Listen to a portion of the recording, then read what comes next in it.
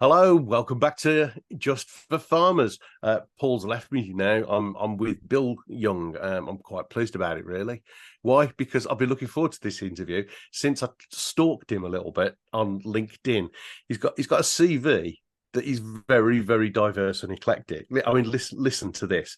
I'll let him tell you his story, but 30 years plus experience of the agricultural industry.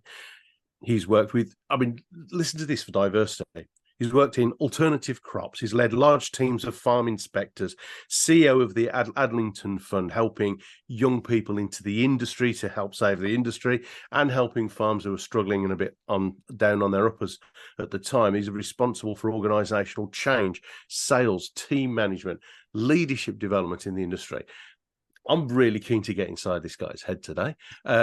Bill, no pressure, but wow, what a welcome to Just for Farmers. Tell us a little bit about your background. Well, funny enough, I grew up not far from you, David, in Yeah. Staffordshire. My dad was actually a consultant psychiatrist and a vicar, so a very diverse background as well. And I don't think many can claim that as having that as their father. But from the age of about 13, I loved being outside, and there was a dairy farm down the road from me. And I knocked on the door one day and said, "Have you got any jobs going?" And for 7 or 8 years, I worked on that farm at weekends, milking cows, hay, and we used to have our own milk ground, green top milk, and used to deliver that around Stafford as well. It was all part of the process. Wow. Um, and I can remember the day I milked my last cow, the 4th of September 1980, and I thought, I'm never going to milk another cow, and I haven't.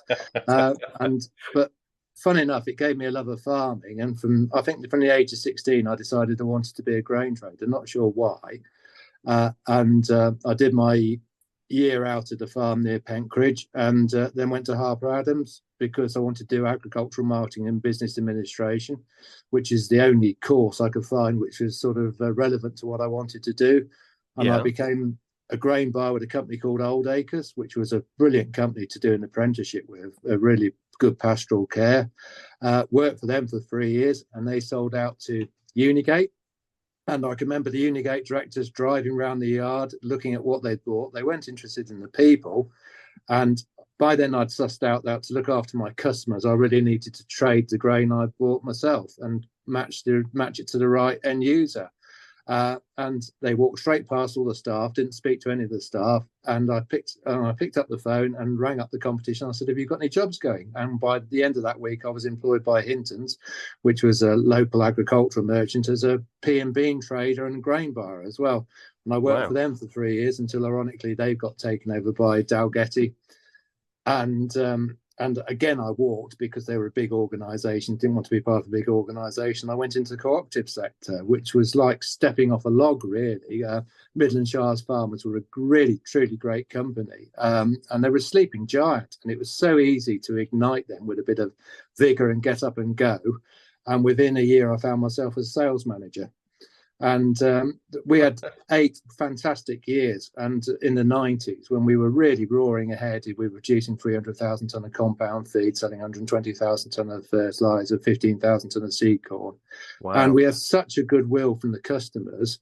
We bought all our grain in, brought in a 2-year traceability policy, which was a way ahead of its time. We'd done it totally for commercial reasons, not food safety reasons.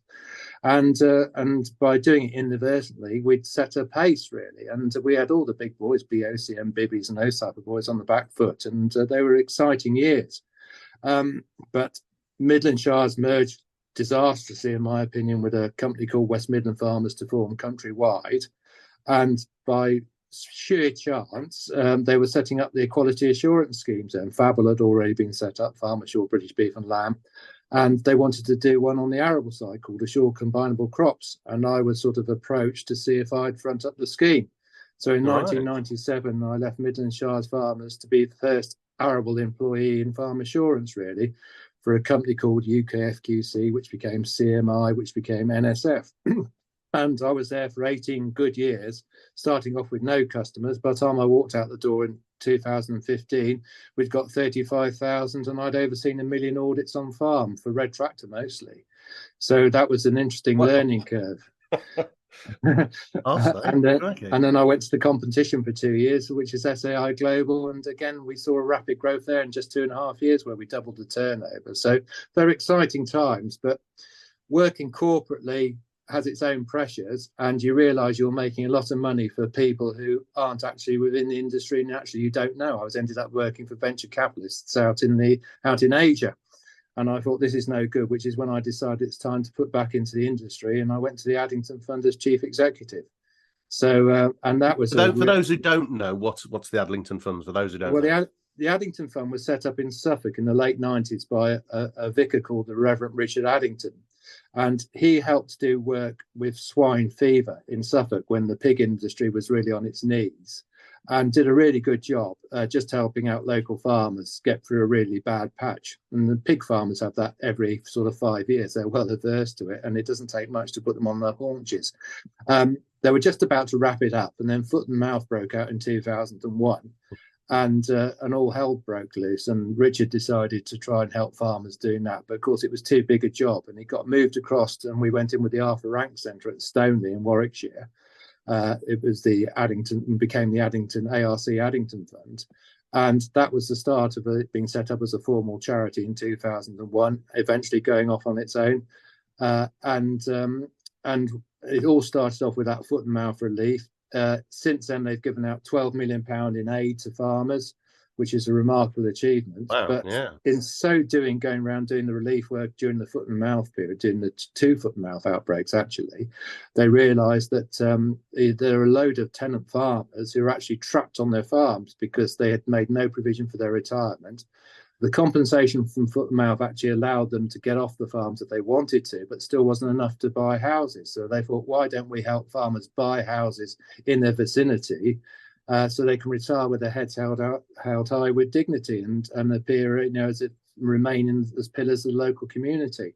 And when I left Addington last month, we had 64 houses. So that was pretty good, all owned by Addington Fund, mostly for retirement homes. But we did have a sprinkling of affordable homes to help keep youngsters in the countryside and keep them involved in agriculture as well. Oh, wonderful.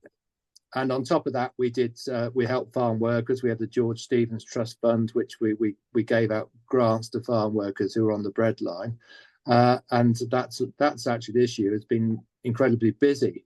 And then the late Peter Jimman, who was my last chairman, we were also very keen to help do something for youngsters.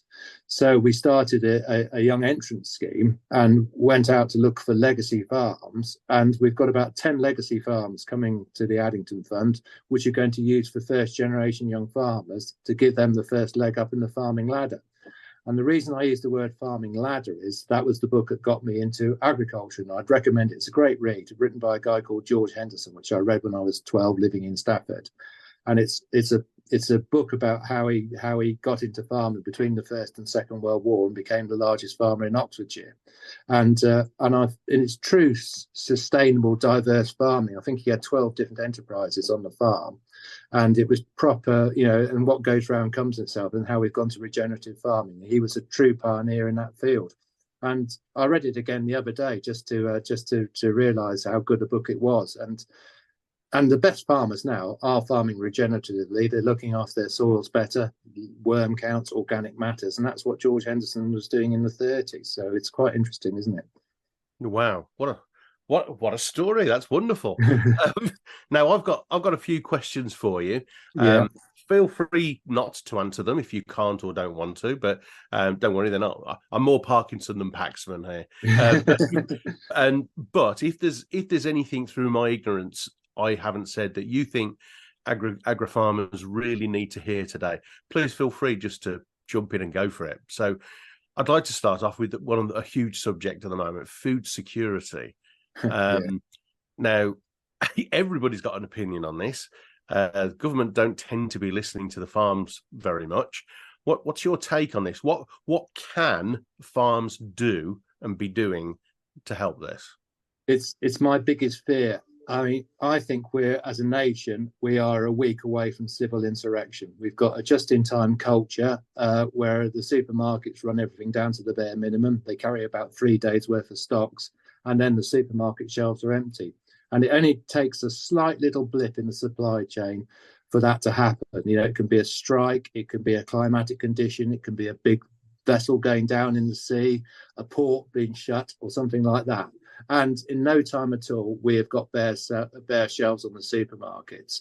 Now, you can cope with that for 3 days. I think most houses probably carry enough food to survive a week at the most, and then they have to go out looking for it. And this is not looking at the energy sources and petrol as well, which have to go with it. And if they can't get food within a week, I think, we're looking at potential riots on the street. It's that grave a situation. So when I was born in 1960, we were 78% self-sufficient in food. And there was that wartime mentality actually still striving us to become 100%. Now, I fear we're about to go below 50%. With Margaret Beckett, when she was DEFRA secretary, said, well, if imported food's cheaper, let's import it. And I find that absolutely horrific that the politicians don't listen to that. We should be setting ourselves targets to increase our self-sufficiency. Coupled with that, we've become a very bad exporting nation as well. I don't think we really export properly. And it's only when I did my Nuffield scholarship, went around the world and saw how much better countries like Australia and Canada were at exporting produce than we were, with better export facilities and actually marketed and graded their stuff on the dockside. And short-termism is probably killing this country in that respect. And I find that really, really scary. So if that's the problem, what can we be doing about it? Well, it's interesting. The countries where cooperation is strong, and I look at the sort of grain belt in Canada, Manitoba, Saskatchewan, those type of countries, and go to Western Australia. They've all got strong cooperatives, and strong cooperatives where there's no consensus of population or little market on their own doorstep work supremely well. But as you get nearer the conurbations, farmers always tend to undermine their own marketing status by selling direct, and that undermines the whole cooperative principle. Right. And virtually every Nuffield scholar I talk to, they all come back convinced cooperation is the way forward. But when it goes into practice, farmers always try and undercut it, and that's what destroys it. But if we were strong together marketing-wise, we could do a lot better job. I've got no doubt about that. And the investment, and the French are much better than we are. I went round some years ago. I went round a sugar beet factory in the Champagne region in France. Absolutely brilliant. And they built a bioethanol plant next door to it. And I said to them, how did you finance it? Oh, instead of doing the seed quota, we just took the money and built a bioethanol plant. Well, years later, that will have paid itself hand over fist. And the farmers will have got all their money back they lost during that year by not selling their seed quota at 18 quid a tonne or whatever it was. And will have got a full reinvestment on that. So that is long-term, far-sighted investment, isn't it? And we as a nation of that aren't very good at doing it. How can we be better?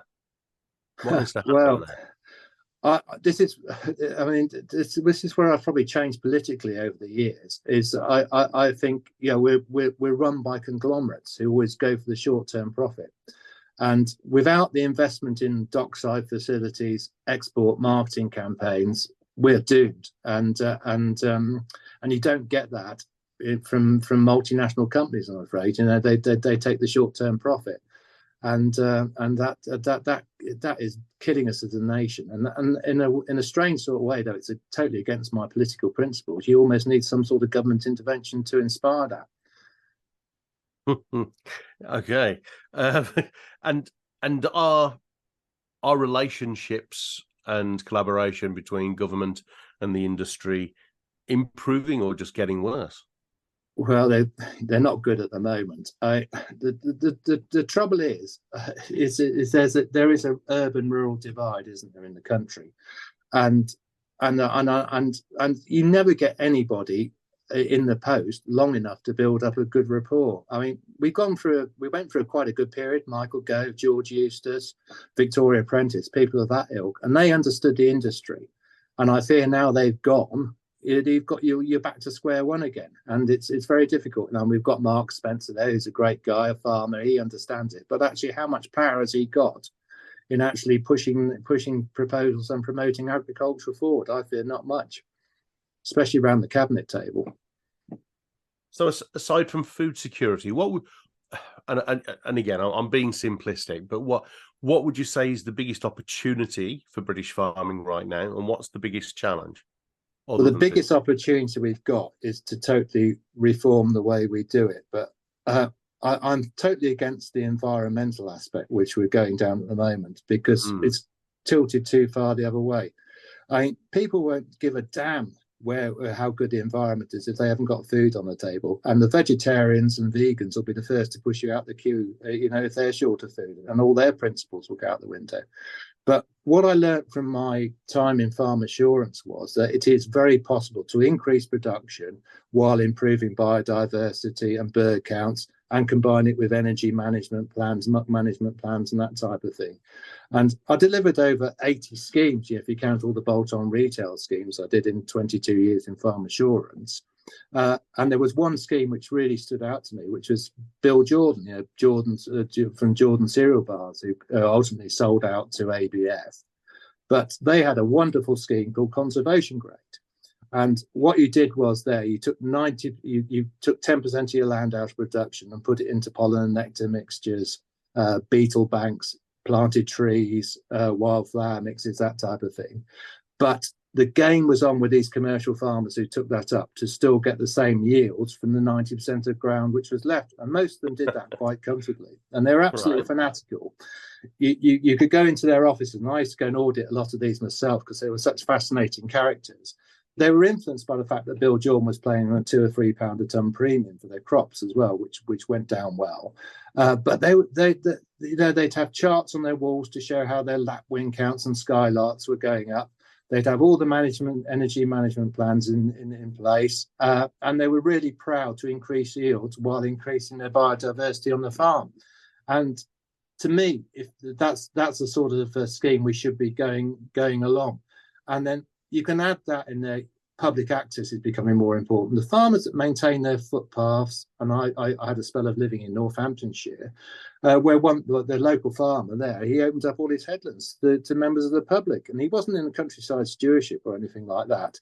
But the goodwill he got from the people around in the villages around, who walked around those 15-metre strips around the farm during lockdown, etc., was absolutely phenomenal, and that helps cure that divide. And he's also a very good farmer as well. So you can do too. And I think perhaps by going down the environmental route, we're perhaps gone too far the other way now.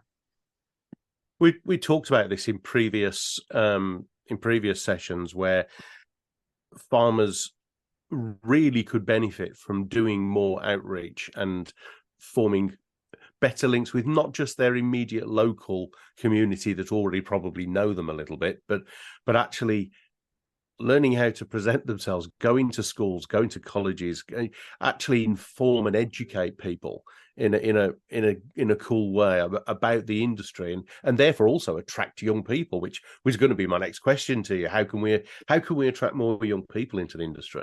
Well, that's another conundrum. I mean, some of the most rewarding work I've done as an individual is certainly going around schools, going to lecturing at colleges and that type of thing. And you realise how much support agriculture's got.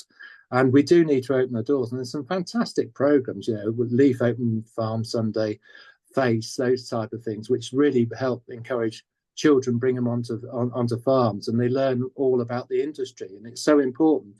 The other thing I've learned as well, I'm fortunate enough, I've been on most of the best farms in the country, by hook or by crook, in my assurance days, or through Nuffield, Worshipful Company of Farmers or whatever. And I regularly drive around and make my list of top 10 farmers. And usually 7 or 8 of those top 10 farmers are first generation farmers. And there's something to be learned from that. Yeah. You see what some farmers accomplish in 20 years. It's absolutely incredible. Start off from scratch.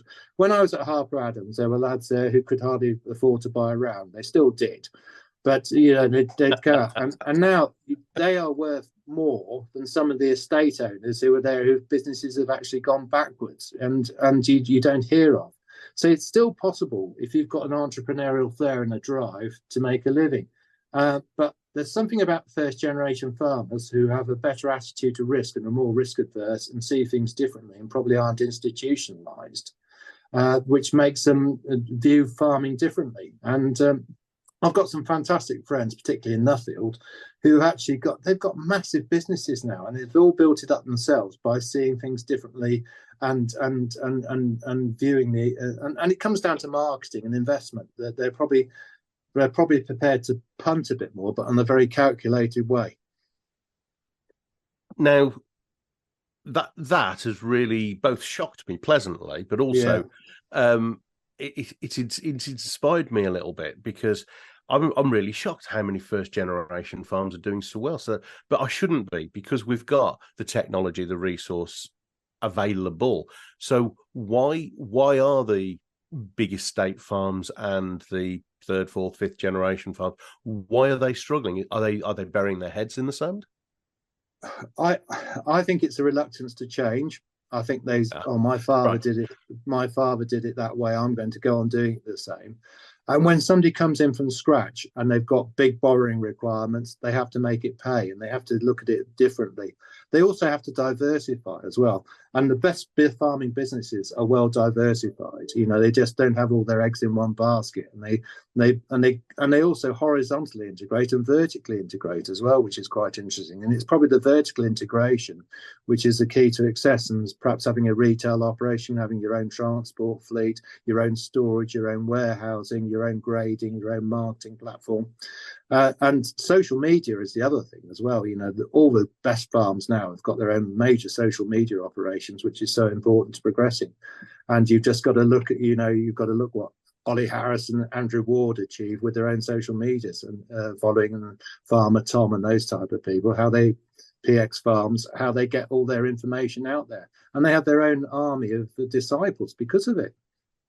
It's fascinating to see how many younger farmers are embracing diversity, and it's not uncommon in my research for these podcasts to come across farmers who aren't just farming. They've got 3, 4, or even 5 other different little micro projects on the farm, bringing in an income, keeping the farm sustainable and in business, as well as doing their passion for, be it agro, dairy, pork, whatever, farming.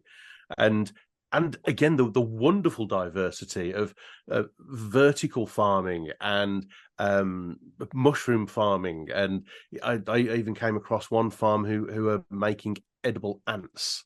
Now, edible ants, get that, but Yeah. And crickets is the other one as well. I mean, crickets, yeah, yeah. incredible. Yeah, best dog training treats ever. They are, you know. Now, I want to dig a little bit into your expertise around management, because farm management is something you've already mentioned. It's critical to the success of a farm. And if you had a magic wand, what would be the one thing you would advise farmers who perhaps aren't as organised as they should be to do in regards to farm management? Well, I'm old school, so I mean, work hard, play hard. I think the two go together, and if you can get a good team spirit, and I think that's why a number of businesses are struggling in the last couple of years post lockdown, because there's been a sea change in attitude really, and and there is a new generation now which aren't prepared to work the hours that I've worked. I mean, my children have always looked at me and said, "Dad, you're mad. You know the amount of hours you've worked in your time." And they're probably right, but I've always seen work has always been my therapy, uh, and I think now there's a real challenge now to try and achieve the same productivity without without employing more staff. And that is a major issue. And then you look at the wage inflation we've had in the last few years as well, which has Yeah. been incredible. And to try and do those together, I think a lot of businesses have been faced with increasing their staff just to produce what they were doing in 2019, which is a bit scary. Agriculture, on the other hand, I think has been totally in a bubble, really. And it's during lockdown, it just carried on seamlessly, unaffected by it.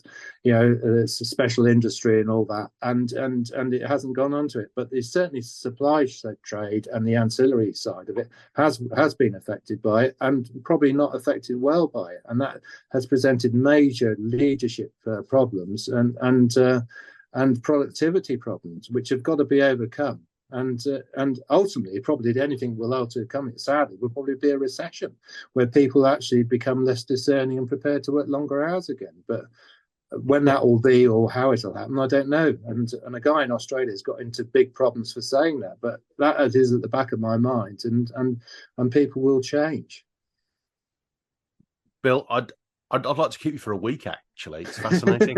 But we've run out of time. I can only say thank you so much. If people want to get hold of you, is LinkedIn the best way, or your LinkedIn, website? or I'm on Twitter, Bill Young NSCH as well. You can send me direct messages. Yeah, and I love talking to people. It's only by getting out and getting a balance of society you realise you know what's going on. And if ever I feel a bit down or a bit stale, the best therapy is to get out and talk to people, isn't it?